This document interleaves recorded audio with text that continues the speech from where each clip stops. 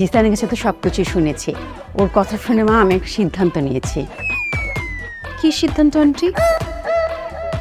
তুমি আবার কিছু মনে করবে না তো? না না, বলেন। সেলিমের মা, আমি কিন্তু তোমাকে অনেক পছন্দ করি। তুমি আমার ছেলেটাকে বিয়ে করবে? আস্তাগফিরুল্লাহ। আমি কেন? আপনার ছেলেকে কোনো মেয়েই বিয়ে করবে না। মানে আমি বলতে চাচ্ছি যে আপনার ছেলে তো বই খেকো, বই পাগল, একদমই বইয়ের মধ্যে ডুবে থাকে, বাস্তব সম্পর্কে কোনো ধারণা নাই। ওকে কে বিয়ে করবে আন্টি বলেন?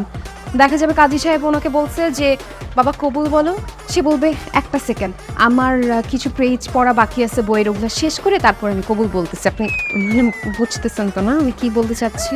হ্যাঁ মা, আমি তোমার কথা বুঝতে পারছি, সেই রকমই করতে পারে। কিন্তু মা, আমার ছেলেটা কিন্তু খারাপ না, খুবই ভালো ছেলে আমার। হ্যাঁ, সেটা নিয়ে কোনো সন্দেহ নাই, সে ভালো, কিন্তু হাজব্যান্ড ম্যাটেরিয়াল না।